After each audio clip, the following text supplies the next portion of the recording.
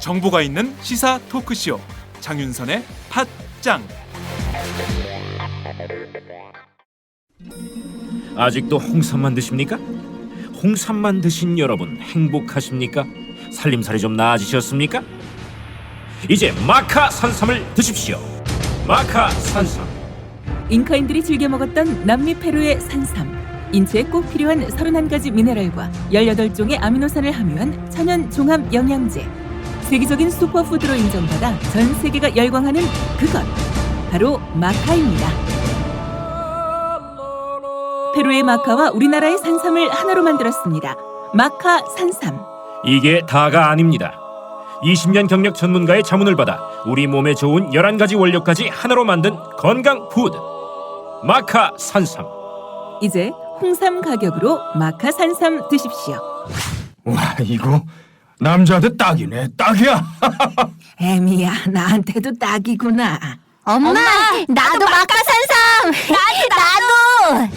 검색창에 마카 산삼 또는 영한 네이처를 검색하세요. 영한 네이처 마카 산삼이 답입니다. 마카 산삼을 꼭 기억하세요. 우주에서 마카와 산삼을 하나로 만든 회사는 영한 네이처가 유일합니다. 유사 검색어 회사에 주의하시고 영한 네이처를 꼭 확인하세요.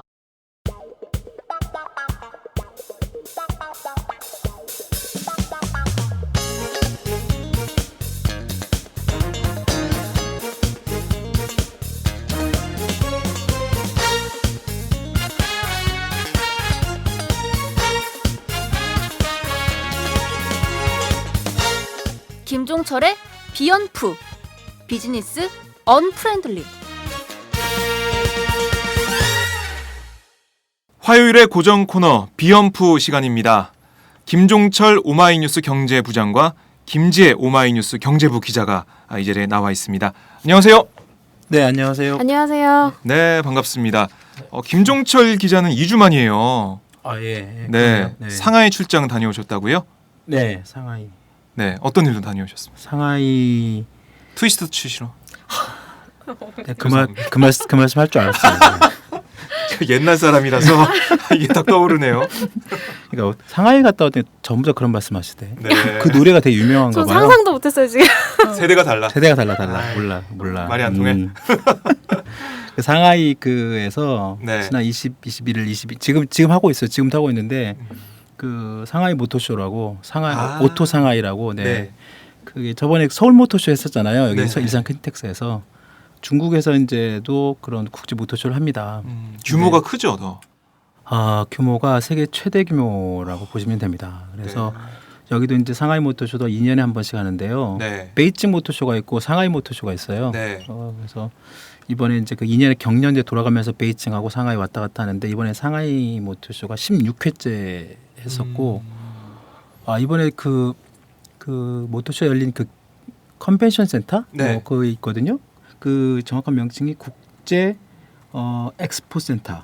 그러니까 국제 엑스포 센터라고 하는 건데 이번에 새로 개장을 했어요. 네. 근데 그 크기가 얼마나 많으냐면 정말 중국 한번 취재 한번 아시겠지만 한 번씩 갈 때마다 놀라는 게 이 엑스포 센터도 우리 킨텍스 있잖아요. 크잖아요. 킨텍스도 일산 엄청 크잖아요. 킨텍스를 4개를 모아놓은 네 4개를 모아놨어요. 어마어마하네요. 네, 그 안에 거의 세계 모든 차들이 다 들어가 있다고 보시면 됩니다.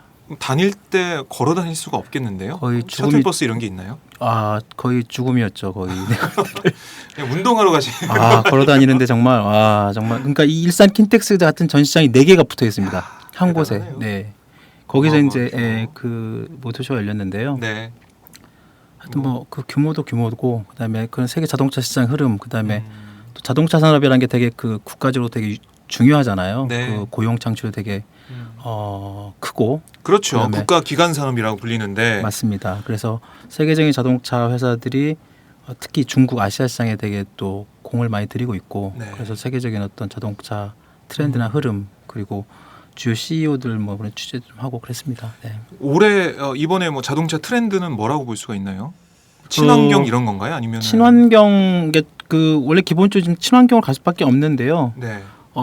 상하이 모터쇼 이번에서도 보면 각 그 글로벌 자동차 업체들이 그런 친환경 자동차들 꽤 나오긴 했습니다. 네. 하이브리드 관련된 뭐 우리 현대차도 마찬가지지만 네. 뭐 BMW나 뭐 토요타나 뭐 그런 하이브리드 친환경으로 갈 수밖에 없는 그런 뭐 그 대세고요. 그거는 네. 그런 관련된 또 차들도 되게 많이 나왔고 음. 친환경 이외에도 주요 자동차 업체들이 이제 그 많이 하는 게 네. 이제 그런 자율, 그러니까 사람이 무인 자율 자동차 이런 거 있잖아요. 아, 예. 저도 보도 나온 거 봤습니다. 그렇죠. 그러니까 이제 앞으로는 이제 사람이 직접 운전하지 않고 차가 알아서 직접 운전하는 그런 미래의 자동차, 그런 미래의 기술 이런 부분들도 각 업체들마다 경쟁적으로 좀 이렇게 선보이고 네. 있고, 그건 좀 독일 쪽 업체들이 굉장히 주도를 하고 있는 것 같고요. 우리나라는 아직 조금 우리나라 현대차도 좀 여러 가지 기술들이 있긴 한데 아직은 좀 간격은 있고 네. 뭐 그런 추세가 있습니다. 야, 무인 자동차. 시대. 그게 완전히 보면 SF 공상과학에서 네, 그렇죠. 보던 건데 맞습니다. 그게 된다는 네. 거잖아요. 네, 그렇죠. 이게 대단하네요. 차가 알아서 혼자 가고 네. 쓰고 돌고 뭐 운전자는 그냥 가만히 앉아 있는. 앉아서 네. 대신 또 수동으로 또 개입할 수도 있습니다. 네. 심심하면 운전했다가 그렇죠. 쉬었다가 이렇게 그렇죠. 하는 건데. 네. 이게 그럼 한 뭐 가까운 미래에 될 수 있는 건가요? 아니면 한 100년 뭐 200년 걸리는 건가요? 100년까지는 그 정도 아닌가요? 네. 아직 예상은 전부 다 전문가마다 약간 다르긴 한데요. 네. 조만간이라고 하지만 실질적으로 지금 그렇게 시험 주행을 지금 하고 있어요. 아, 그래요? 벤츠 같은 경우는 실질적으로 그런 자동차를 가지고 일부 구간이 내지는 뭐 자체적으로 다 시험 주행을 하고 있고, 네. 실제로 그런 상용화까지는 아직 좀 시간이 필요하지만 상용화까지 하려면 그런 무인 자동차가 하려면 여러 교통 법규나 이런 부분도 제도적으로 그렇죠. 또그 재반 마련이 요건이 다 다 돼야 되니까. 네, 그래서 이제 그건 이제 꼭 자동차 회사만 되는 건 아니고 그 네. 국가의 제도적 뭐 문제까지 포함해서 전 세계적으로 아마 그런 논의가 아마 이제 앞으로 좀 활발하게 이루어지지 않을까. 그래서 친환경, 무인 뭐 이러지 그런 기술, 그리고 요즘은 구글, 애플, IT 회사들도 뭐 자동차를 만든다고 하잖아요. 네. 그러니까 이제 자동차 산업 전반적으로도 과거의 어떤 그런 휘발유 중심의 내연기관 그런 부분에서 좀 더 발전되고 그런 쪽으로 가지 친환경 않을까. 부분하고 무인 자동차 부분 네, 앞으로 그게, 그게 좀 더 예. 많이 나가지 않을까. 두 가지로 볼 수가 있네요. 네. 상하이 경제 상황은 어땠습니까? 상하이 경제 상황까지 네. 제가 체크를 못했습니다.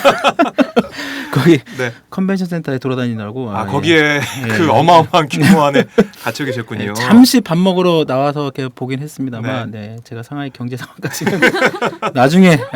네, 다음 기회에 네. 취재하는 걸로 하고. 알겠습니다. 아예 글로벌한 팟짱이에요. 네. 예, 코너 속의 코너로 김종철의 오토짱 잠깐 진행을 해봤습니다. 네. 이게 해외 출장 말씀을 듣다 보니까 갑자기 팟짱을 해외에서 듣고 계신 분들이 있을까라는 궁금증이 생기네요. 많이 듣고 계신다고 하던데요. 그런가요? 네. 해외에서 들으시는 분이 계시다면 어디서 듣고 계신지 댓글 하나씩 한번 날려주세요. 네. 네, 팟짱이 정말 글로벌한지 한번 저희에게 확인을 한번 시켜주시면 정말 고맙겠습니다. 자, 이렇게 상하이 얘기까지 나눠봤고요. 모터쇼 얘기 나눠봤는데 김재희 기자, 네, 네, 한 주 잘 보내셨어요? 네, 잘 보냈습니다. 네. 네. 뭐 잘 보냈다니 할 말이 없네요. 네, 우리 팟짱의 미모를 맡고 있는 김재희 기자. 이거 진짜 오래 간다, 근데 미모 기자. 네. 생각보다. 빼기가 좀 힘들더라고요. 저를 쳐다보고 있어요, 김재희 기자가. 계속 저도 가야 될 것 같은데. 공개 방송은 안 했으면 좋겠습니다. 네, 미모의 김재희 기자의 코너죠. 발로 뛰는 경제부터 시작해 보죠.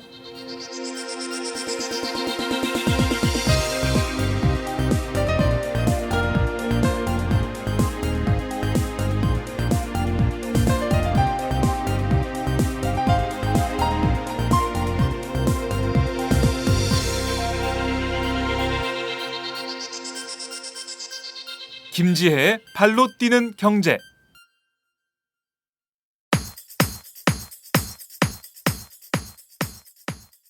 다음 달 540만 명의 직장인들이 4,227억 원의 세금을 돌려받지 못할 수 있다는 우려가 나오고 있습니다. 정부가 자료 제출을 안 하면서 연말정산 보완 대책을 담은 소득세법 개정안 심의가 속도를 내지 못하고 있어서인데요. 새정치민주연합은 기획재정부에 근로자 1,619만 명에 대한 연말정산 전수조사 결과를 요청했지만 제출받지 못한 상태입니다. 이에 야당은 정부와 여당이 4.29 보궐선거 전에 연말정산 조사가 잘못됐다는 사실이 부각될까 두려워 자료를 안 준다며 반발하고 있습니다. 여야는 오늘 29일 조세소위원회를 열고 다시 합의할 방침입니다. 네, 이게 뭐 정부에서 연말정산 보완 대책을 담아서 이거를 이 법을 처리해 주십시오 이렇게 국회에 냈는데 국회에서는 아직 이게 뭐 제대로 처리가 안 되고 있네요. 이게 연말정산 문제가 이제 올 초부터 한즉 엄청 시끄러웠잖아요. 네네.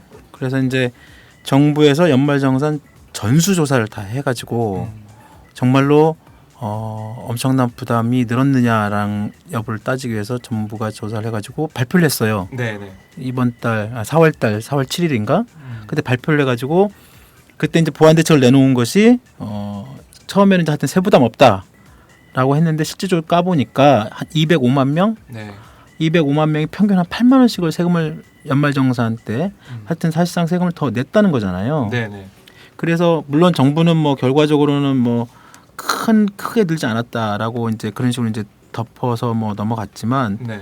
실질적으로 처음에 세금 부담이 더 이상 없다고 정부가 말해놓고 그렇죠. 결과적으로 한 200만 명이 넘는 그런 국민들이 세금을 더 내게 됐거든요. 그러니까 세금 부담이 없을 거라는 그 어떻게 보면은 기준선이 있잖아요. 그렇죠. 연봉 기준선이 있었는데 네네. 거기에 포함된 사람들 중에 세 부담이 늘어난 사람들이 그렇죠. 있었죠. 이게 이제 그때 정부가 말한 게 평균 8만 원이었는데 이게 이게 평균으로 따지는 서 그렇지. 이게 실제로 개인 사정에 따라 보면 그 금액이 훨씬 더 높은 사람들도 많고. 개인별 차가 있는 거죠. 맞습니다. 그러니까 이건 평균의 함정일 뿐이죠. 이게 하여튼 205만 명이 그때 1,639억 원 세금을 더 냈어요. 네. 그래가지고 결국은 정부가 이제 보완 대책을 내놓은 것이 일부 이런 부분들을 갖다가 소득세법을 바꿔가지고 네. 그런 부분들을 다시 돌려주겠다. 그래서 지금 정부가 국회 기재위원회 조세소위 그 개정안을 지금 내놓고 네. 심의를 하고 있는데 지금 야당에서 전수조사 결과를 요청한 그렇죠. 상태네요. 그렇죠. 우리가 확인해봐야겠다. 그렇죠. 이런 건데. 근데 이건 당연한 야당의 그 요구이고 당연히 그 검증을 해야죠. 네, 국민의 대표니까. 네, 국민의 맞습니다. 대표로서 보는 건데. 근데 왜 정부가 이걸 주지 않는지도 좀 잘 납득은 되지 않는데. 네. 계속 안 주고 있는 거죠, 정부가? 김재 기자? 그렇죠. 근데 이게 만약에 지금 조세소위원회를 다시 연다고 했는데요. 네, 이게, 내일 열리네요. 예, 이거로 끝나는 게 아니지 않나요? 이 다음에 뭐 법사위도 열리고 해서 좀 처리 과정이 있는 걸로 아는데. 물론이죠. 네. 그렇죠. 근데 이제 여기서 상임위에서 처리가 돼야 되기 때문에. 네. 아, 근데 이게 좀 늦어지면 진짜 못 돌려받을까봐. 혹시 그렇지 않을까? 네. 그런 건 아닌가요? 돌려받을 수는 있겠죠. 기간이 그 좀 기간이 좀 늘어질 수는 있지만, 근데 이것이 늦어지는 지금 건데. 일부 뭐 여기 나온 뭐 일부 기사에서 나온 것처럼 이게 어떤 뭐 선거와 연결시키거나 물론 이제 어쨌든 정치 쪽에 계신 분들은 항상 이 선거와 이런 부분들이 좀 연계돼 있기 때문에 네. 민감할 수 있지만 이런 걸 선거로 연결시키면 안 되죠. 그렇죠. 지금 그렇죠. 야당에서는 이 보궐선거 앞두고 선거에 영향을 미칠까봐 자료를 안 준다 이렇게 정부가. 주장을 하고 있는데, 정부가 안 준다. 예, 뭐 정부가 정말로 선거 때문에 안 주는 건지 네. 아닌지는 저희가 더 알아봐야겠지만, 아무튼 이런 자료 제출권 가지고 그냥 쿨하게 주면 될 텐데 그걸 안 주는 상황에서 뭐 직장인들, 우리 그 봉급쟁이들 네. 이런 분들이 피해를 보게 되는 상황. 어차피 주긴 줄 텐데 이거 언제 받을지 모르는 상황. 네. 이런 상황이 이어지고 있네요. 원래대로 하면 이게 이제 그 제대로 정부가 처음에 그때 4월 7일 날 예상했던 대로 국회에서 통과가 되면 네, 아마 5월 달 월급부터 받을 수 있다. 받을 수 있다는 식으로 네. 얘기까지 했는데 지금 같은 추세 오는 분위기로 봐서는 네. 5월 달 받기는 좀 어려울 것 같은데요. 네, 알겠습니다.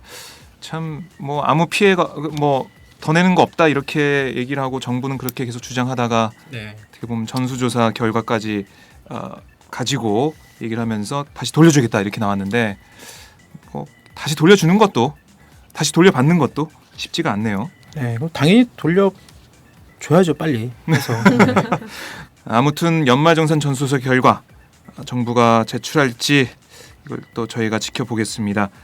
자, 두 번째 소식 들어볼까요? 카페베네가 서울 홍대 입구역 인근에 중저가 커피 전문점 바리스텔라를 오픈하면서 논란입니다. 이 바리스텔라는 카페베네와 달리 3,000원 미만대의 저렴한 커피가 특징입니다.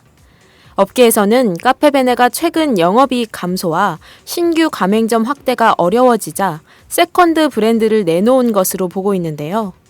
문제는 저렴한 가격을 앞세운 바리스텔라가 본격적으로 가맹 사업에 나설 경우 기존 카페베네 점주들의 상권을 침해할 수 있다는 겁니다. 카페베네 브랜드로는 가맹점 확대가 어렵지만 세컨드 브랜드는 출점 제한이 없기 때문입니다. 카페베네 측은 바리스텔라 가맹 사업을 할 경우 거리 제한을 통해 기존 상권을 보호하겠다고 입장을 밝혔습니다. 그러나 기존 카페베네 가맹점주들은 본사가 카페베네 인근에 바리스텔라 매장을 오픈하는 갑의 횡포를 벌일까 전전긍긍하고 있습니다. 네, 카페벤의 저가 브랜드가 나왔네요. 바리스텔라, 뭐 인터스텔라를 연상케 하는 이름인데, 바리 플러스 스텔라 붙인 거. 네, 참 이 김지혜 기자가 이 현장을 직접 취재를 했죠? 네, 제가 직접 가보니까 가서 어땠어요? 가니까요. 우선 여기는 테스트 매장이라서 지금 여기선 중저가 커피 전문점이라고 했지만 좀 크게 만들었더라고요. 한 4층 규모의 건물 통째로 했는데 네. 이제 그 본사에서는 카페 이제 이거를 가맹 사업을 직접적으로 할 경우에는 아주 조그만한 그 소규모 예, 커피 소규모로 전문점. 테이크아웃으로 하겠다 이렇게 네. 말을 하더라고요. 실질적으로 그렇게 대답을 했다는 거는 거의 가맹 사업을 하겠다는 의지로 봐도 되겠죠. 저 소규모로 내겠다라고 이제 말을 했으니까요. 네. 근데 지금 홍대 그 큰 매장에 가보니까요. 좀 달라요? 카페베네랑은 카페벤의 예, 인테리어랑 다른가요? 다르죠. 카페베네는 약간 서점 같은 그 원목 자재들의 네네. 느낌이 있고 좀 고급스러운 느낌이 있잖아요. 있죠. 근데 여기 바리스텔라는 굉장히 화이트 톤, 흰색 톤에 좀 모던하고 또 네. 젊은이들이 좋아할 만한 좀 그런 감각으로 꾸몄더라고요. 커피 제가 가격도 좋아할 네. 만한 인테리어 감각이네요. 그럴까요? 네, 농담입니다. 자, 그렇게 완전히 다른 느낌의 네, 커피 네. 전문점이네요. 근데 문제는 뭐냐면 카페베네가 이제 사실 위기를 겪고 있다는 건 지금 다 알고 계실 텐데요. 매출이 2012년도에 한 2,200억 정도였는데 이게 지난해는 거의 1,400억대로 내려앉았습니다. 급감했네요. 네, 급감을 하고 있고 영업이익도 이제 2011년 이후로 계속 내리막을 걷고 있는데 네. 문제는 이 매장들은 계속 늘고 있다는 거예요. 카페벤의 매장들은 그래요? 예, 또 오히려 2012년 800개 정도였는데 지난해에는 900개, 920개 네. 정도로 늘었는데 카페베네가 제일 유명한 게 사실 가맹 확대로 좀 이득을 본 것으로 유명하잖아요. 네, 뭐 인테리어나 뭐 이런 걸 그렇죠. 예, 해야 뭐 되고 그런 하니까. 예, 그런 논란들이 좀 있었는데 이번에 영업이익이랑 매출 줄어드니까 혹시 기본 브랜드 이제 카페벤의 내실을 다질 생각보다는 세컨드 브랜드 출시를 해서 쉽게 좀 이익을 내려는 게 아닌가 이런 의심도 좀 듭니다. 그러게요. 이게 카페베네가 옛날에 그런 말도 있었잖아요. 바퀴베네라고. 그렇죠. 예. 그러니까 워낙에 많으니까 그런 그런 전국 수식어가 있었죠. 전국의 매장에 아까 김재 기자도 얘기했지만 900개가 좀 넘는 거잖아요. 네. 그러면 정말 많은 겁니다. 이게 지금 그 법이 바뀌어서 이제 그 일정한 거리 제한을 이제 둔다고 하지만 네. 거기에다가 자기네들 똑같은 어떤 그 바리스텔라라는 그 같은 또 하나의 커피 이 전문점 내지는 이걸 또 오픈한다는 거는 글쎄 뭐 기업이 이익을 위해서 뭐 어떤 식으로든 뭐 네.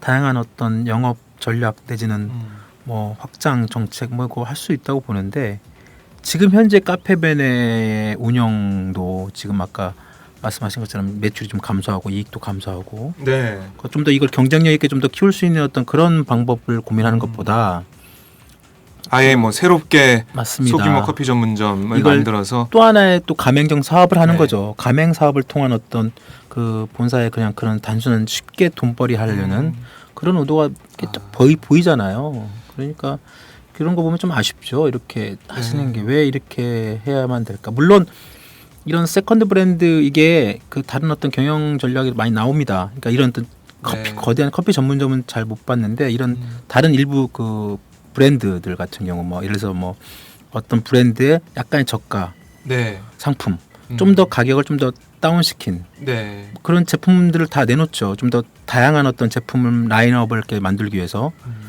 근데 뭐 이거는 핸드폰 좀- 같은 경우도 어떻게 보면은 그렇죠. 조금 싼 라인도 있고 맞습니다, 그렇긴 맞습니다. 한데, 갤럭시나 뭐 여러 가지 그것들도 막 그 약간 저가로 네, 아이폰도 저가형이 맞습니다. 나왔었고요. 저가형하고 다 그런 걸 만들죠. 하지만 이거는 가맹점 그렇죠. 운영하는 거잖아요. 네네. 가맹점주들은 만약에 카페베네가 바리스텔라 이걸 가맹점 사업을 한다면 타격을 입을 수밖에 없어요. 가맹점주 입장에서 아마 이 가격대 저가라고 좀 뭐하지만 3,000원 3,000원대 이 미만대 이 커피 전문점 성공한 데가 이디야라는 데가 있잖아요. 네네 이디야 커피라는 데가 이쪽 시장에서 되게 그 나름대로 성공을 했죠. 그렇죠. 네. 그 가맹점도 되게 많고 나름대로 꾸준하게 그래서 아마 이 카페베네가 그 이디야를 벤치마킹 한 게 아닌가라는 생각이 들고 그 시장에 들어간 거죠. 네. 그러니까 가맹점주들이 좀 어떻게 보면 여기서 만약에 바리스텔라가 생기면은 커피를 사 먹는 사람들은 마시는 사람들은 뭐 이렇게 기하급수적으로 느는 게 아니잖아요. 그럼요. 그 인구수는 그대로인데 네. 하루에 커피를 뭐 10잔씩 마시는 것도 아니고 한 잔 두 잔인데 가격을 보면 카페베네보다는 바리스텔라로 갈 것 같은 느낌도 들고 그럼 가맹점주들만 피해 보는 거 아닌가요? 그렇죠. 그리고 약간 신사업 브랜드가 나오면 본사에서는 그쪽에 더 또 치중을 하잖아요. 네. 그러면 기존에 있던 카페벤에 지금 뭐 매출도 떨어진다는데 거기에 뭔가 인력이나 자원을 투입하기보다는 네. 신규 브랜드 바리스텔라 쪽에 좀 집중을 해서 지금 기존에 거의 1,000개나 되는 점주들이 뭐 손해를 보지 않을까, 피해를 보지 않을까 이런 우려가 됩니다. 가맹점주들도 이런 우려를 하고 있죠? 실제로? 네, 실제로 제보를 주셔서 그 부분도 담았는데요. 네. 본사에서는 점주들이 과도한 걱정을 하고 있다 음. 이렇게 얘기를 하더라고요. 자기들도 충분히 뭐 걱정. 충분히 거리 제한을 통해서 바리스텔라뿐만 아니라 뭐 카페벤의 점주들도 다 보호하겠다고 했지만 사실상 지금 말씀하신 대로 포화 상태에 이른 카페 네. 사업이 이게 쉽지 않을 것으로 보입니다. 과도한 걱정이 아니고 합리적인 상식적인 걱정인데 참 이 바리스텔라 앞으로 어떻게 될지 저희가 계속 지켜보겠습니다. 자, 세 번째 뉴스 들어볼까요? 백수호라는 식품이 문제가 되고 있습니다. 가짜 백수호 논란이 일고 있는 건데요. 백수호는 갱년기 여성에게 인기가 많은 식용 제품으로 알려져 있습니다. 한국소비자원은 시중에 유통되는 32개 제품의 가운데 90% 가까이 가짜이고 백수호 제품 상당수는 식용이 금지된 이어부피소를 사용하고 있다고 밝혔습니다. 이어부피소는 간 손상을 유발할 가능성이 있고 식품으로 사용되는 것이 금지되었습니다. 백수호는 500g에 400만 원. 그런데 이어부피소는 3분의 1 가격에 불과합니다. 한국소비자원의 발표로 소비자들의 환불 요청이 폭주하는 가운데 1년에 수백억 원에서 많게는 1,000억 원씩 백수호를 팔았던 홈쇼핑과 백화점들도 판매를 중단했습니다. 이 소식이 전해지자 백수호 원료 공급 업체인 내추럴 엔도텍은 소비자원의 실험이 잘못됐다며 법적 대응에 나서겠다고 밝혔습니다. 소비자원의 이번 발표로 내추럴 엔도텍의 주가는 코스닥에서 나흘째 하한가를 기록하며 주가가 거의 반토막이 났습니다. 이번 주 식약처의 재조사 결과가 발표될 예정인데요. 소비자원과 업체의 입장이 워낙 팽팽해 백수호 성분의 진실은 결국 법정 공방까지 이어질 것으로 보입니다. 네, 백수호 이 단어가 저도 잘 모르는 단어였는데 최근에 계속해서 언론에 보도가 되더라고요. 가짜 백수호 논란. 이거 정말 진실 공방까지 이어지고 있는데 어떻게 봐야 될까요? 이 백수호가 사실 저는 좀 잘 알고 있는데요. 아 그래요? 갱년기세요? 제 갱년기는 아니고요. 네. 이제 엄마 때문에 좀 아. 알아보다가 예전에 한번 본 적이 있는데 이게 굉장히 잘 팔리는 식품이에요. 왜냐면 이게 백수호를 찾아보니까 우리나라에서만 나는 식물 은조롱이라는 그 식물의 뿌리라고 합니다. 은조롱. 그래서 네. 이게 동의보감에서 자양강장, 정력 증진 뭐 이런 거에 효험이 있다고 나온다고 하는데요. 네. 이게 제가 알기로는 뭐 산수유 열매 이런 거랑 포함을 해서 갱년기 어머님들의 네. 우울증 같은 거를 좀 완화를 해준다고 해서 인기가 좀 높았어요. 근데 그 어머니들이 거의 병원에 가시면 호르몬 주사를 맞으셔야 되거든요. 네. 근데 그게 이제 암 유발을 할 수 있다고 해서 이런 천연 제품들을 많이 이용을 하셨어요. 그래서 인기가 좋았군요. 그 틈으로 백수호가 들어온 건데 이렇게 백수호가 갑자기 식용이 금지된 아까 말씀드린 이어부피소를 이어부피소. 예, 그걸 쓴다고 하니까 소비자들의 반발 그리고 분통이 터지는 거죠. 근데 이게 이 공급 업체, 원료 공급 업체인 내추럴 엔도텍은 소비자원의 실험이 잘못됐다고 주장을 하고 있잖아요. 네. 오늘 뭐 조간을 보니까 네. 한 면을 통틀어 가지고 광고도 많이 냈던데 네. 이 누구 말이 맞는지 이게 또 헷갈리는 것 같아요. 소비자들은. 네. 둘의 공방을 봤는데요. 뭐 실험 자체가 그 표본 자체가 잘못됐다고 이 내추럴 엔도텍은 얘기를 하고 있고 네. 또 소비자원은 그렇지 않다고 뭐 거의 정말 한 채 물러섬도 없이 얘기를 하고 있어서 저도 좀 진실이 궁금한데요. 우선 중요한 거는 이번 주에 나오는 식약처 재조사 결과가 우선 중요할 것 같고 네. 예, 그 뒤에 이제 법정 공방이 또 중요할 것 같은데 사실 잘 모르겠습니다. 지금 광고 원래 저는 가짜라고 나오니까 가짜인가 보다 이렇게 했는데 또 내추럴 엔도텍에서 지금 신문 5개 신문사에다가 이렇게 대형 광고를 네. 뭐 100% 진품을 사용한다고 하니 잘 모르겠네요. 그러게요. 소비자 입장에서는 어떤 말이 맞는지 지금은 약간 좀 헷갈리는 상황인데 그래도 한국소비자원에서는 이게 가짜라고 얘기를 하니까 어떻게 보면은 가짜라는 게 더 설득력이 있지 않나 이런 생각을 좀 하실 것 같아요. 한국소비자원은 소비자들의 입장에서 얘기를 하는 곳이니까요. 성분 테스트를 한 거니까. 네. 야, 500g에 400만 원. 비싸긴 비싸네요. 네, 그러니까 큰 돈 주고 사셨을 텐데 네. 이게 정말 식용 금지에 아까 이어부피소라면 굉장히 문제가 되겠죠. 네, 저희 법정 공방까지 계속 봐야겠네요. 어떻습니까? 저도 솔직히 이번에 이 엔도텍이라는 회사 문제 이 백수 네. 이게 터지면서 지금 주식시장도 엄청난 그 코스닥 출렁 맞습니다. 시장이죠. 네, 코스닥이 한때 700선이 넘고 이렇게 잘 나가다가 네. 이 백수 사건이 터지면서 내추럴 엔도텍이 굉장히 잘 나가는 어떤 바이오주의 어떤 그 기업이었는데 예. 주가가 아까 지금 김재 기자 얘기한 것처럼 계속 폭락했거든요. 그러니까 지금 기업이 아마 생존 자체를 되게 우려할 정도로. 네.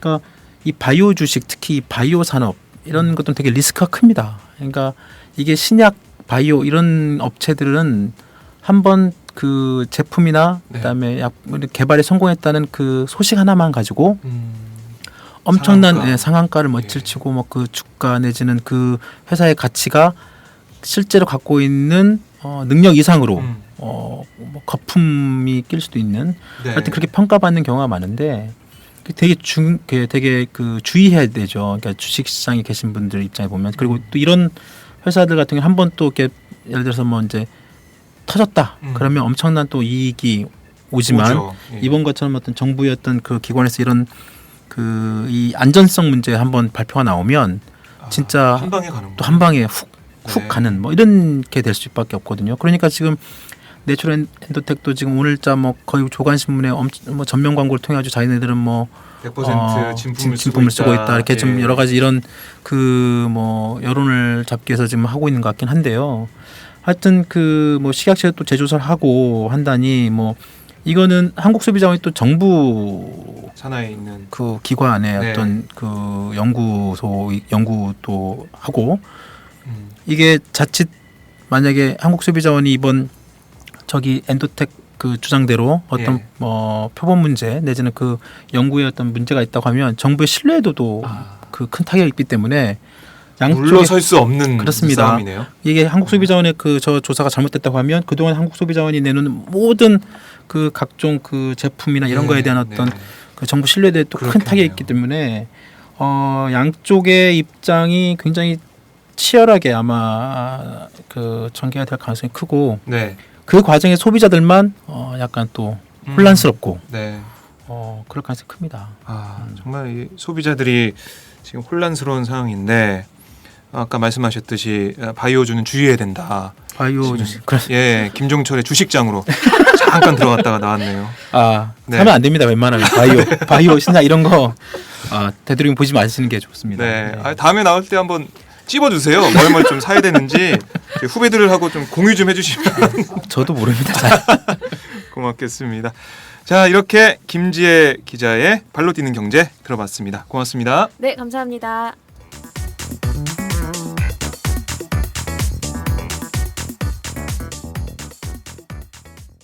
네, 바디 토크로 들어가 보겠습니다.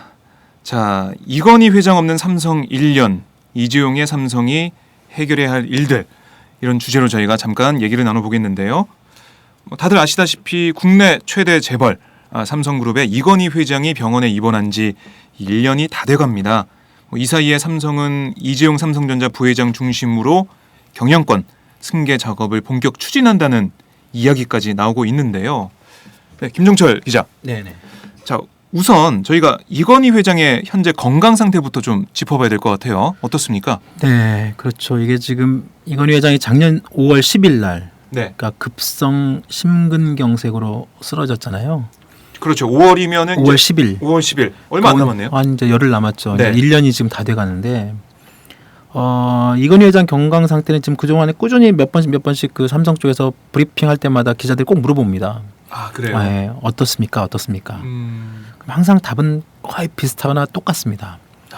아, 일단 그 회장의 자세한 건강 상태를 밝히는 것 자체가 네, 되게 좀 부담스럽고 하여튼 곤란하다. 이유는 그런 어떤 개인의 어떤 치료 내용 이런 네. 것들은 하나의 개인 그 의료의 어떤 그런 프라이버시 문제이기 때문에 그래요. 이런 부분들에 대해서 좀 자세하게 어떤 개인의 어떤 치료 과정 이런 내용들을 알리기가 좀 곤란하다 이런 입장을 보통 계속 보여왔고요. 박근혜 대통령은 뭐 이번에 그렇죠. 위경련하고 고열, 네, 뭐 고열 뭐 이런 걸로 거의 쉬어야 뭐- 된다 이런 치료를 받고 있다는 게 보도가 됐었는데 그렇죠. 청와대 대변인이 브리핑을 했었는데 삼성은 자세한 건강 상태는 안 밝히고 있네요. 맨 처음에는 좀 네. 자세하게 나왔죠. 뭐 급성 심근경색 그 치료 과정, 수술 뭐 어떤 그 과정은 처음에는 잘 나왔는데 네. 그 이후에 이제 그 입원한 이후 이제 수술 이후에 뭐 어떤 그 예후 상황 과정 변화가 없으니까 그렇습니다. 예후 과정에 대해서는 예. 이제 큰 어떤 그 발표나 이런 내용들을 공개하지 않고 있죠. 네. 그럼 뭐 아직 의식이 돌아오거나 뭐 그런 상황은 아닌 거죠? 그렇죠. 지금 1년 동안 지금 병상에 지금 누워 있고 또 네. 일부 약간 뭐 휠체어 타고 움직인다 그런 얘기까지는 나왔는데 실제적으로 그걸 구체적으로 기자들이 확인한 경우가 없습니다. 거기까지 갈 수가 없으니까요. 그렇습니다. 예. 직접 그리고- 눈으로 볼 수 없는 거죠. 그렇죠. 예. 그래서 그 지금 삼성의 어떤 공식적인 어떤 입장을 좀 들어보면 물론 네. 그 삼성병 원장도 내지는 의료진이 이제 얘기를 해주는 거니까 일정 부분 믿는다고 가정을 하더라도 네. 지금 이건희 회장의 상태가 별도의 어떤 생명 유지 장치 이런 것들 달지 않고 자기 스스로 지금 호흡을 하고 있는 상태라고 하고요. 네, 그래요. 네네. 그리고 이제 이것은 자기 호흡 상태는 그때도 작년에도 꾸준히 얘기 나왔던 겁니다. 그리고 네. 심장 상태, 이런 신체 건강 상태, 이런 자체는 굉장히 좋은 편이다. 그런데 이제 여전히 어떤 사람이 가가지고 보고 눈을 마주치고 뭐 이 사람이 누구다 뭐 인식하고 말하고 이런 상황이 아닌 것 같고 네. 여전히 의식이 완벽하게 내지는 완전히 이렇게 돌아오지 않은 상태다라는 것은 삼성도 인정을 하고 있습니다. 그러니까 뭐 이게 삼성 쪽의 설명인데, 네. 그러니까 이게 보면은 뭐 보통 기자들이 이런 뭐 취재가 안 된다고 하셨지만 네. 풀 기자단을 꾸려서 네. 뭐 한 명이나 두 명 정도 네. 기자단을 꾸려서 네. 이건희 회장이 어떤 상태인지 눈으로 보고 네. 뭐 이렇게 확인할 수 있는 그런 방법이 처음에 그 이건희 회장이 맨 처음에 그 심장마비 온 다음에 네. 순천향병원에서 응급치료를 받고 그다음에 이제 저기 삼성병원으로 옮겼잖아요. 네. 수술 이제 본격적인 심장 수술을 받고 중환자실에 있다가 이제 VIP 병동으로 옮겼거든요. 네. 그 한 일주일 과정에서는 기자단이 꾸려졌고요. 그 당시에 그 삼성병원 그 별도의 기자실에서 그리고 기자들이 어떤 그 정리 브리핑도 있었고 네. 이건희 회장이 갖고 있는 그 또 삼성그룹의 어떤 총수로서 그리고 그분의 어떤 건강 상태가 회사의 어떤 그룹의 어떤 여러 가지 뭐 이미지 내지는 어떤 그런 경영적인 어떤 문제에 네. 굉장히 곧바로 영향을 미치기 때문에 또 그게 경제도 영향을 미치고 그렇기 때문에 기자들도 되게 중요한 어떤 그리고 실제로 이건희 회장의 건강 상태는 글로벌한 어떤 뉴스이기도 하고요. 네. 여하튼 그때까지는 계속 기자들이 어느 정도 그 병원에 있으면서 상주하면서 브리핑도 받고 기사도 나오고 그랬는데 이제 한 10일 이후에부터 이제 그게 이제 사실상 없어지고요. 네. 철수화되고 그다음부터 이제 똑같은 더 이상의 그 진전된 내용이 없고 그러다음에 이제 그 병동 자체가 접근이 안 됩니다. 네. 물론 그걸 접근을 다 차단시켰기 때문에 접근이 안 되고 병원이라는 곳 자체가 원래 이제 일반인들이 자기 가족 뭐 그 면회 알고는 잘 접근하기 수가 없죠. 쉽지는 네. 않죠. 게다가 이제 이건희 회장이 이번에 있는 그런 특급 병동 같은 경우에는 더더욱 뭐 또 접근 자체도 어렵고 병동 입구부터 그때도 그렇고 지금도 마찬가지일 테지만 네. 언론이나 외부인 출입 자체가 안 됩니다. 음. 그리고 이제 이 회장 병실 같은 경우에 그냥 그 직계 가족이나 그다음에 이제 병원의 어떤 고위층 해당 그 담당 전 의사 일부만 일부만 지금 계속 좀 그 출입이 가능한 수 것으로 있다. 네, 알고 있습니다. 뭐 의식이 없는 상태 하지만 자발적으로 자연적인 자가호흡 정도. 상태는 네. 할 수 있는 상태 네. 이 정도인데 뭐 이런 상황이 이어지다 보니까 지난주에도 그랬죠. 주식시장에 네. 이건희 회장 사망설이 또 나왔어요. 이게 뭐 처음 나온 것도 아니고 계속 나오고 있는데 그렇죠. 어떻습니까? 이 이건희 회장 주식시장의 이 이건희 회장 사망설 작년에 저도 이제 몇 차례 이런 관련 기사 쓴 적도 있고 네. 지난주에 나왔을 때는 이제 그 기사를 쓰질 않았는데요. 너무 이게 반복되다 보니까. 네, 이게 네. 이제 그 자칫 이런 기사 네. 자체가 특히 이제 어떤 경제신문이나 이런 증권 쪽의 어떤 속보 매체들이 이제 이런 걸 막 또 확대 재생산하는 경우가 네네. 있는데 이게 보통 이제 증권가의 어떤 일부 작전 세력들 중심으로 해서 이런 이야기를 좀 하여튼 정기적으로 주기적으로 퍼뜨립니다. 네. 그래서 삼성 지배구조와 관련된 주식들을 띄워서 또 시세 차익을 또 노립니다. 네. 이번에도 실제로 제일모직 예전에 이제 에버랜드죠. 제일모직, 삼성 SDS 이런 주가들이 또 한때 또 출렁거렸어요. 이 사망설이 나오면서요. 네, 맞습니다. 삼성 지배구조 관련된 이 삼성 SDS나 뭐 제일모직이나 또 이외에 또 기타 이와 또 뭐 간접적으로도 연결되는 또 다른 주식들까지도 같이 덩달아서 네. 그러니까 그렇게 막 출렁출렁이면서 그 과정에서 분명히 손해를 보고 이익을 챙기는 사람들이 꼭 있거든요. 네. 그 다음에 또 주가 또 폭락하고 네. 그러니까 이런 일이 지금 작년부터 계속 몇 차례 반복이 되고 있거든요.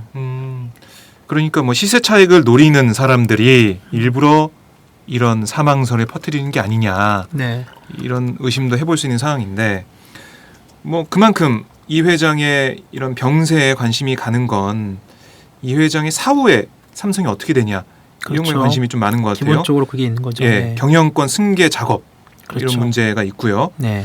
뭐 삼성에서 올해 안에 이재용 삼성전자 부회장으로 승계 작업을 마무리할 것이라는 얘기가 네. 이것도 나오고 있던데 승계 작업 문제 여기에 관심이 집중되고 있죠? 그렇죠. 이게 지금 이제 뭐 어차피 사람은 한번 살다가 네.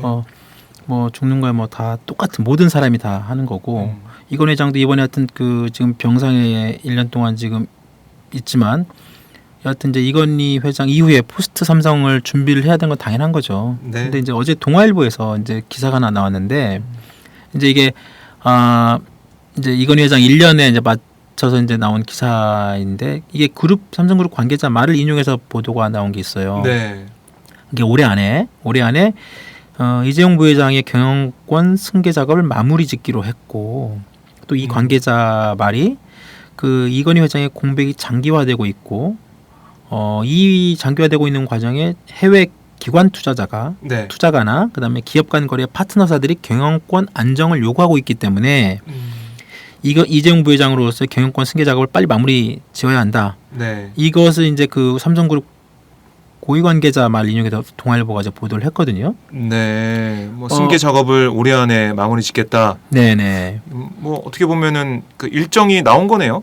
그렇죠. 그 관계자의 말에 따르면. 그렇죠. 그렇게 네. 된 거죠. 그리고 결국 삼성전자 안에 해외 주주 그다음에 관계사들 이쪽에서 이제 지금 요구를 하고 있기 때문에 이런 어떤 경영권 안정 문제를 더 이상 무시하기 어려운 상황이라는 게 이번 보도의 어떤 핵심이었고 네. 그 시기도 말씀하신 것처럼 올해 안에 딱 정해서 승계 작업을 속도를 내고 이제 이 승계 경영권 승계 이 방법을 삼성 사장단 협의회에서 경영 상황을 고려해 가지고 승계를 공식적으로 건의를 하거나 아니면 사회 언론이나 외국인 투자가들이 공식 요청하는 방식 이게 거론되고 있다 이렇게 보도를 했어요. 네. 아니 뭐 이런 방식까지 나오고 네. 있는데 네네. 보면은 뭐 밑에서 건의를 하고 위에서 받아들이는 이런 방식이에요. 옛날에 뭐 군주제 때 뭐 신하들 모여서 뭐 전하 뭐 네. 해주십시오 뭐 이런 것처럼 요구하는 그런 모습. 근데 이게 원래 재벌그룹 회장이 이렇게 승계하거나 경영권 이게 바뀌면 네. 이런 식으로 하나요? 뭐 밑에서 건의를 하고 받아들이고. 그런데 제가 이런 이제 건가요? 지금 그 동아 보도를 이렇게 좀 보도 내용 자체를 또 말씀을 드렸는데 네.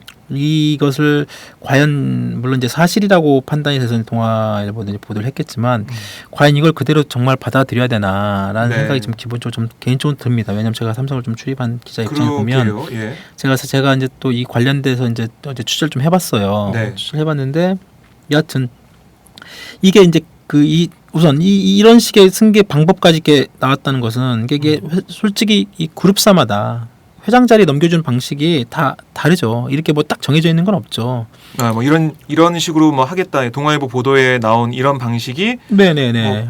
어떻게 보면 일반적인 건 아니다 이런 말씀이시죠. 그렇죠. 솔직히 네. 우리가 회사에 뭐 누가 내가 회사 뭐 오너인데 내 아들한테 뭐 물려주는데 뭐 이런 식으로 뭐 이렇게 밑에부터 뭐 이렇게 받고 요청하고 요구하고 뭐 사회 원로까지 물론 삼성이라는 특수한 어떤 그 우리나라 상황의 특수한 재벌 내지 최대 재벌로서의 어떤 그런 네. 부분도 있을 수 있지만 이런 방식으로 또 외국인 투자가들이 공시 요청하는 방식 이런 것들로 뭐 이재용 부회장을 회장으로 뭐 추대 내지는 뭐 요청한다 이거는 좀 전 개인적으로 좀 상식적으로 잘 이해가 되지 않고 네. 이게 삼성 쪽은 뭐라고 하던가요? 제가 이제 그래서 이제 쭉 취재를 해봤더니 네. 이런 승계와 관련된 이재용 부회장과 관련된 승계와 관련된 어떠한 부분도 정해진 거 없고 또 이런 방식으로 검토한 바도 없다. 네. 그래서 자기네들도 이런 보도가 어떻게 나오는지 잘 이해가 안 된다라는 게 삼성 미래전략실 쪽 사람들의 분위기예요. 입장이고 네. 여기에 참 익명으로 지금 기사가 나왔는데 기본적으로 이렇게 이 자체에 대해서 정확히 확인하기 어렵다는 반응인데 네. 제가 이제 다른 삼성 외에 다른 쪽 뭐 인사들한테 또 이번을 이렇게 이런 보도에서 다른 재계 그룹들도 관심 있어 네. 보이잖아요. 삼성의 어떤 그런 문제들을. 그러니까 전반적으로 그분들의 어떤 그 이번 보도에 대한 약간 그 뭐 평가 내지는 이 방향을 약간의 어떤 뭐 언론 플레이성 아니냐라는 식으로 이렇게 좀 보는 네. 시각들이 꽤 있더라고요. 그 이유는 뭐냐면, 그러니까 어차피 이제 그 이건희 회장 이후에 삼성그룹을 책임질 사람은 뭐 지금 현재 이재용 부회장이 거의 이제 유력하고 사실상 그렇게 생각하고 있지 않나요? 그렇습니다. 그럼 사실상 지금 이재용 부회장 중심으로 가고 있는 것도 맞고 네. 이재용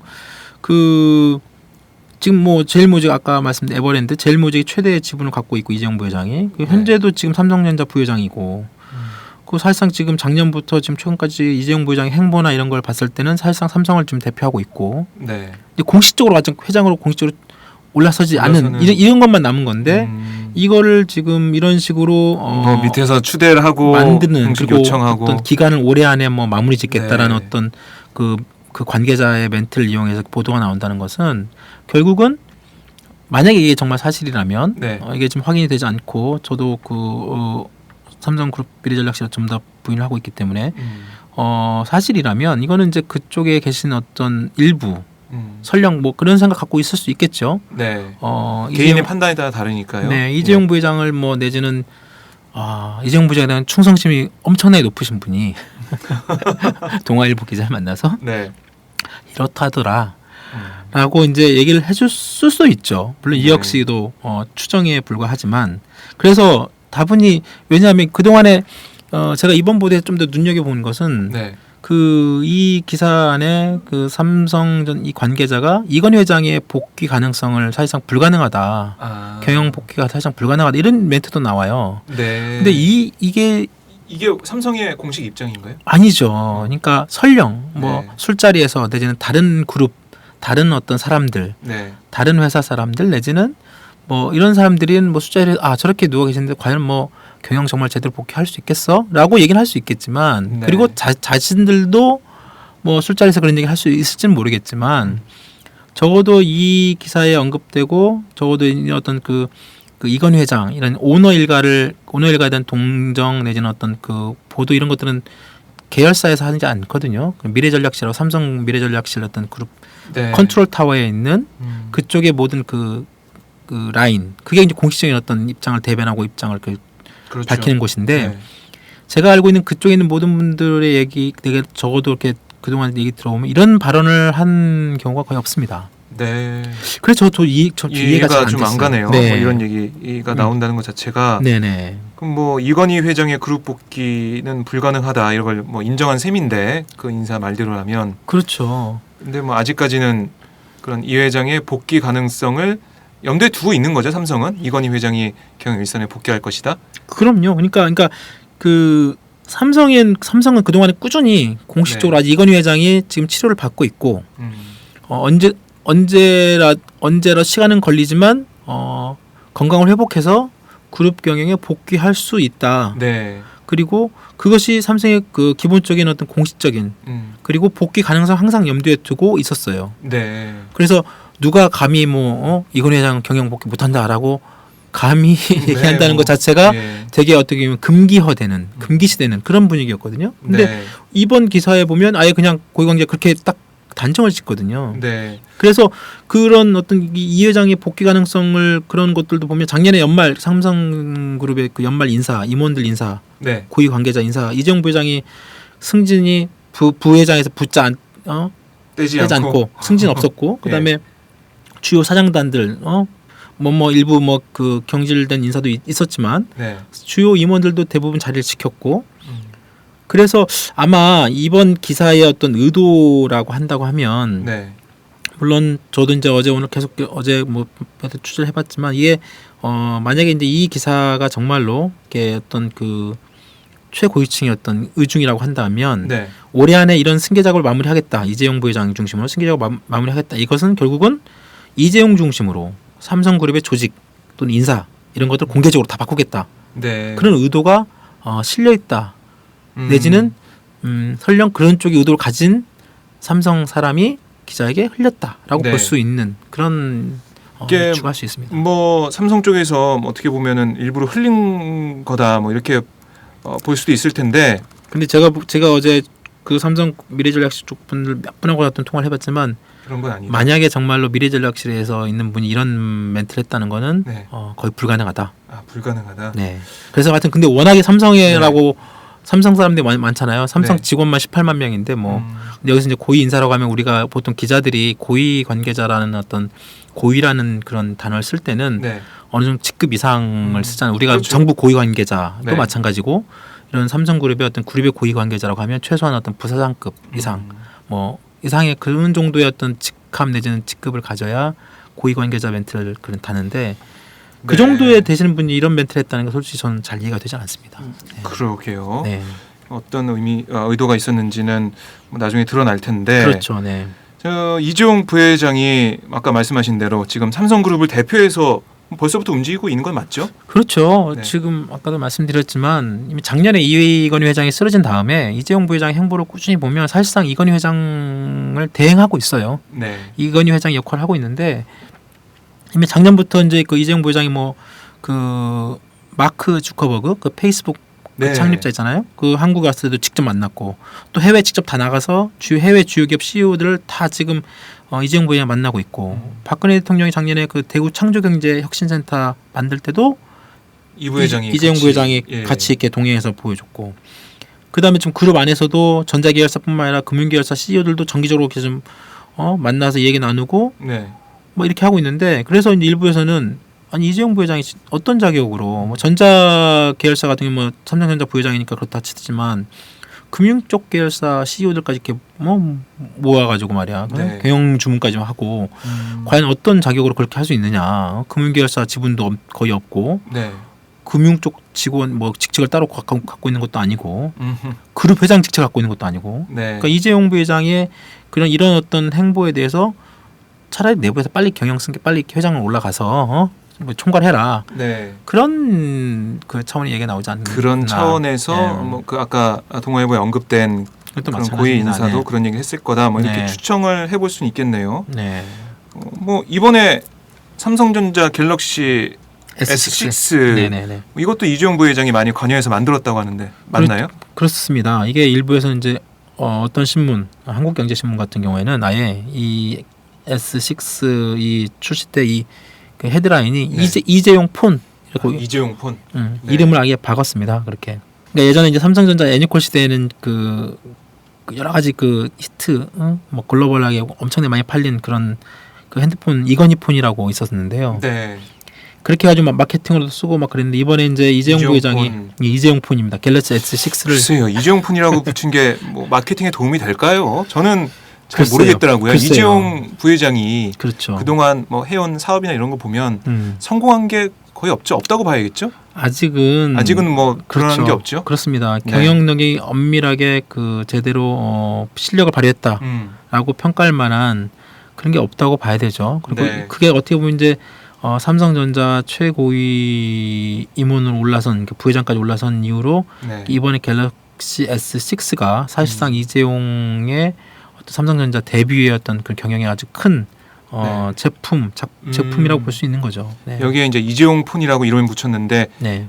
갤럭시 S6 그 판매량 뭐 흥행이 어느 정도 되느냐 이것도 그에 따라서 중요하겠네요. 맞습니다. 예. 그래서 그 아마 전사 차원으로 네. 갤럭시 S5가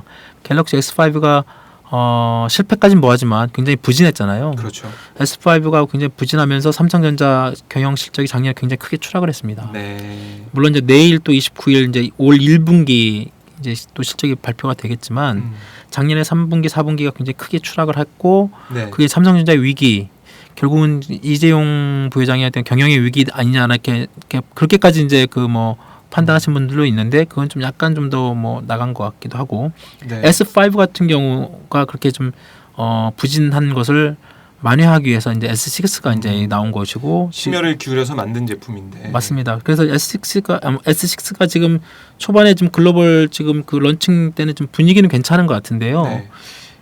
두고 봐야죠. 좀 주춤한 것 같아요. 왜냐하면 그렇죠. 보조금 그 단가가 단통법 그 예, 이후로 묶여 있어가지고 묶여 있어서 지금. 네, 맞습니다. 그래서 이 S6가 정말로 해외 시장뿐만 아니라 국내 시장에서 어느 정도 S5 이상의 그걸 넘어서서 네. 과거 S3 그때 많이 히트를 많이 쳤죠. 썼죠. 그 정도 이상을 되면? 올리게 되면 좀 나름대로 평가를 받겠지만 네. 그렇지 못하게 되면 이재용 부장의 어떤 경영 문제, 경영 능력 이런 부분에 또 다시 네. 의문 이런 의문부호가 붙겠네요. 그럴 수 있습니다. 네. 뭐 이것 말고도 작년에 뭐 현대차 경쟁 붙었던 그렇습니다. 매각부지 사업, 매각 그 한전부지 매각 과정에서 네. 그런 일들이나 삼성 테크원 뭐 이런 것도 이재용 부회장이 관여한 거죠. 어떻습니까? 그렇습니다. 그 한전부지 매각 과정에서도 현대차하고 그 뭐 가격 네. 얼마 써내냐 뭐 그거 좀 시끄러웠고 삼성 테크윈 네. 포함해가지고 그 방산 계열사를 이번에 다 4개사를 갖다 하나그룹에 매각을 작년에 발표했잖아요. 작년 네. 말에. 지금도 지금 이 매각 그 지금 작업이 아직 끝나지 않았습니다. 지금 네. 진행 중에 있는데 이 모든 것들이 거의 사실상 이제 이재용 부회장이 주도하고 있다라고 이제 보통 이제 그 재계에서 다 보고 있고 삼성도 뭐 거기에 대해서 크게 뭐 부인을 하고 있지는 않고 있고요. 네. 뭐 이렇게 보니까 이재용 부회장의 행보 뭐 이건희 회장을 대신해서 네, 하고 있는 셈인데 그렇죠. 그 이재용 부회장의 삼성그룹 이게 어떻게 펼쳐질지 이것도 좀 궁금하네요. 어떤 색깔을 가지고 있을지 뭐 과거 이건희 시대와는 다르게 뭐 나름의 실리적인 경영으로 가고 있다 이런 분석도 있긴 있던데 네네. 어떻습니까? 그렇죠. 그러니까 물론 뭐 자기 아버지 세대의 그런 경영 방침을 굳이 똑같이 따라가야 된다 뭐 그런 필요는 없지만 네. 분명히 이재용 부회장의 그 나름대로 경영 스타일이 분명히 이제 서서히 드러나는 건 맞고요. 이제 이건희 회장 같은 경우에는 예전에 그 뭐 프랑크푸르트 선언 같은 뭐 네. 하여튼 신기술 내게 세계 최고의 제품 하여튼 아주 조그만 반도체부터 시작해서 지금은 이제 매각 넘어갔지만 군함, 네. 배까지 다 만드는 삼성에서 그러니까 이게 이제 어떤 영국인지 정확히 확인 안 되지만 하여튼 그 되게 유력한 그 경제 전문지 영자지에서 네. 삼성을 표현할 때 영어로 이런 표현을 씁니다. From to chip to 그러니까 from chip to ship. 아, 그러니까 반도체 칩에서 네. ship 그러니까 배까지. 배까지. 그러니까 하나의 회사가 조그만 이 반도체 칩부터 어마어마한 그 배까지 다 만들어낸 네. 이것이 어떻게 보면 그 어떤 기업의 뭐 그 우리가 예전에 비판했던 문어발식 네. 확장 대신 뭐 사업의 뭐 다각화 뭐 이런 식으로 그렇죠. 그렇게 아주 그 빗대서 외국의 어떤 매체들이 이렇게 비판할 때 그래서 썼던 그 표현 중에 하나였는데 네. 그렇게 이건희 회장은 모든 걸 다 했다는 거죠. 그리고 철저하게 관리의 삼성을 하면서 신중하게 그 대신에 하나 만들면 제대로 네. 만들자라는 주의였는데 이재용 부회장 같은 경우에는 어떻게 보면 선택과 집중을 한다. 다르네요. 좀 다릅니다. 이건희 회장 같은 경우는 아까 칩 1부터 10까지 가는 그렇죠. 것처럼 다 손을 대고 그리고 뭐 철저하게 신중한 경영 스타일 뭐 이런 걸 보였다면 이재용 부회장은 선택과 집중 그렇죠. 이런 거 말씀하셨는데 그룹 차원에서 경쟁력이 없다고 생각되는 것은 과감하게 매각. 네. 이번에 이제 그런 방산, 군함, 배, 삼성 테크인 이거를- 포함해가지고 네. 그 10 부분을 다 떼어낸 거죠. 네. 그리고 기술 개발보다는 차라리 그런 해당 기술을 갖고 있는 회사를 그냥 인수를 해버리는 거예요.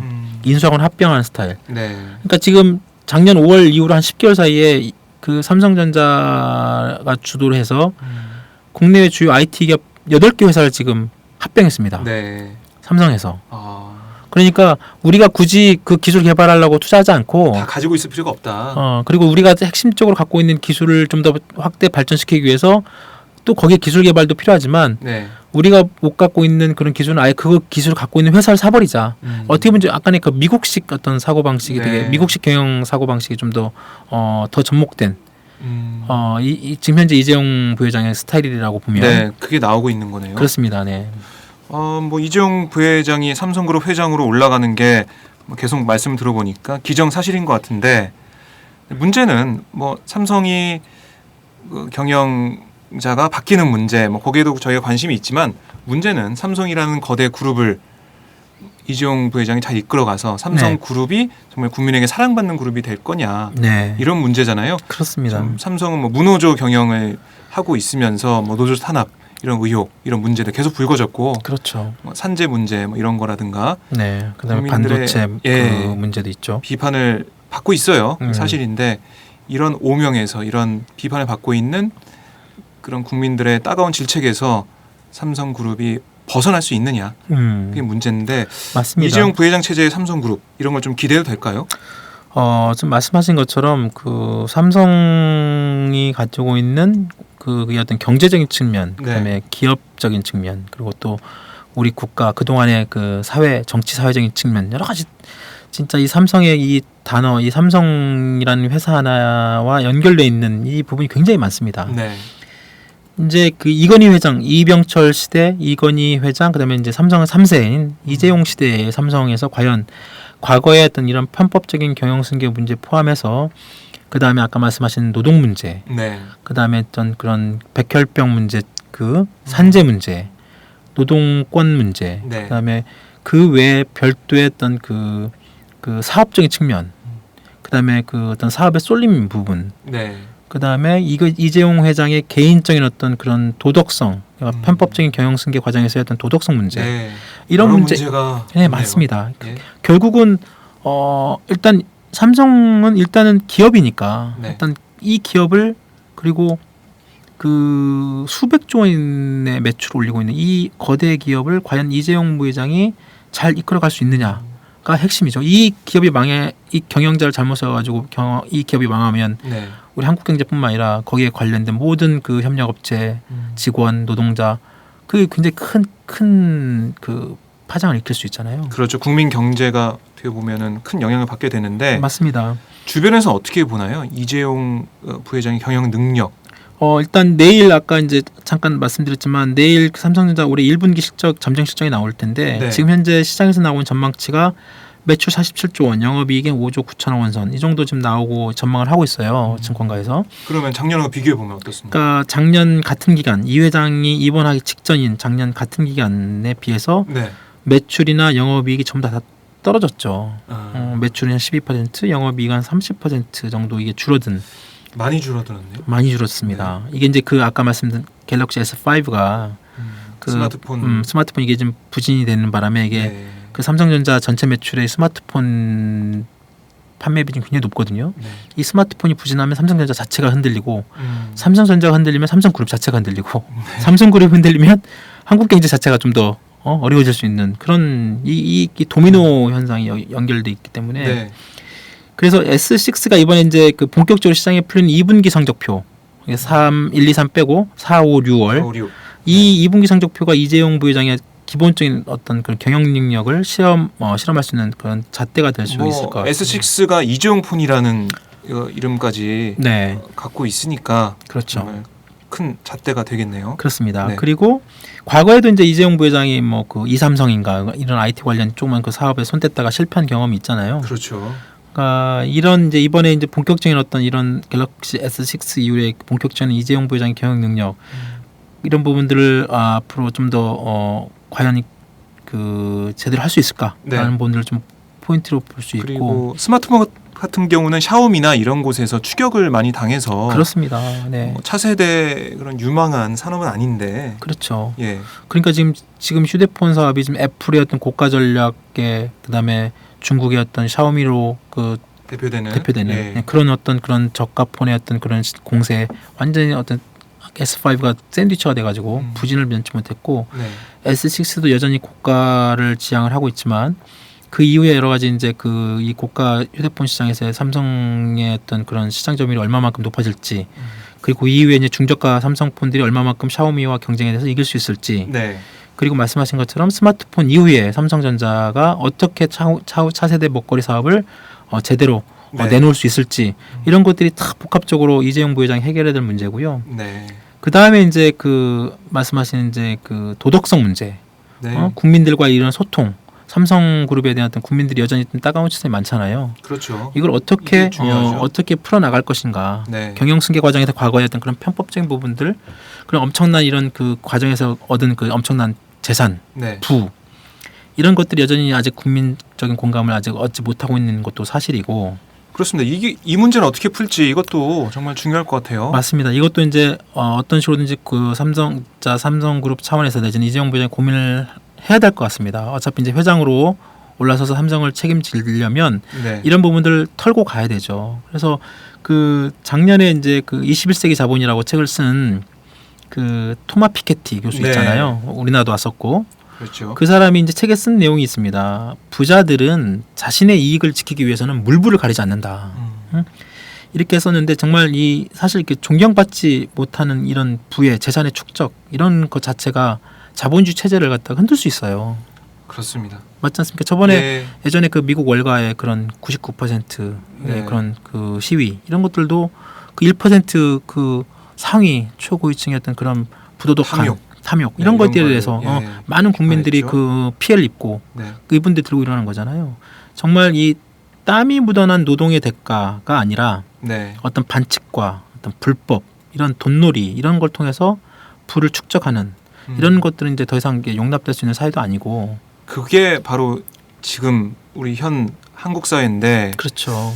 이제 더 이상 뭐 돈을 잘 번다 뭐 그걸로 끝나는 게 아니고 그 기업이 어떤 사회적인 책무를 다하고 책임을 다하고 얼마나 투명하고 공정하게 그렇죠. 기업이 운영되느냐 그게 그렇죠. 중요한데 그게 중요합니다. 이재용 부회장이 그 일을 잘 해낼 수 있을지 잘 모르겠네요. 잘 해야 되겠죠. 정말 네. 이렇게 당신이 자기가 정말 한국을 대표하고 대표하는 그런 그리고 글로벌한 최고의 네. 어떤 그런 그룹의 수장이 된다고 하면 경영도 잘해야 되지만 국민들로부터 좀 신망도 받고 존경도 받는 그리고 네. 국민들과 소통하고 그런 걸 자기 어떤 그런 과거에 했던 그런 잘못된 부분도 솔직하게 뭐 반성하고 사과하고 네. 다시 이런 자세를 보이면 국민들도 좀 과거보다 좀 더 나은 그 평가를 내리지 않을까 생각이 드는데 과연 이렇게 할지. 뭐 저희 언론과 또 시민단체 그리고 국민 여론이 앞으로 더 중요할 것 같아요. 그렇습니다. 얼마나 잘 감시하고 그리고 잘못된 점이 있으면 바로바로 지적을 해주고 그렇죠. 이런 게 중요할 텐데 자 이재용 부회장 앞으로 어떤 행보를 보일지 저희가 주목을 해보고요. 자 이건희 회장 없는 삼성 1년 이재용의 삼성이 해결해야 할 것들 다 짚어봤고 지금 어떤 상황인지 봤는데 삼성의 문제 저희가 항상 뭐 재벌 문제 때문에 지적도 많이 하고 많이 들여다보고 하지만 이건희 회장 체제에서 이재용 부회장 체제, 이재용 체제로 가는 삼성 이게 또 다른 삼성이 될지 계속 지켜보죠. 다른 삼성이 되길 좀 바라. 네, 저희가 바라 봅니다. 네, 제발 그렇게 됐으면 좋겠고요. 자 오늘 정말 그 김종철의 오토장, 김종철의 주식장 여러 가지 코너를 다 함께 버라이어티하게 진행을 해봤는데요. 네. 다음 주에는 출장 안 가시죠? 네, 안 갑니다. 네, 그럼 다음 주에 이 시간에 다시 뵙도록 하겠습니다. 고맙습니다. 네, 감사합니다.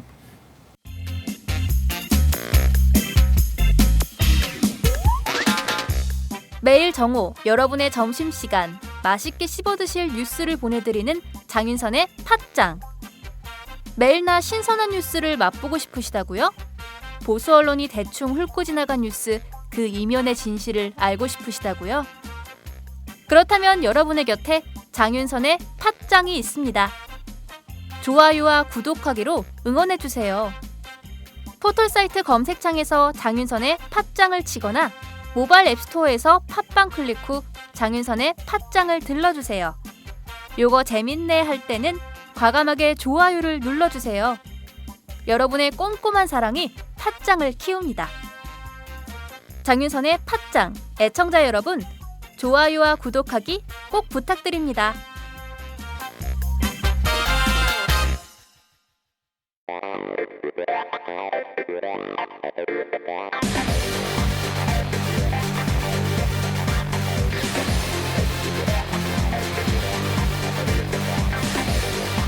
정보가 있는 시사 토크쇼 장윤선의 팟짱.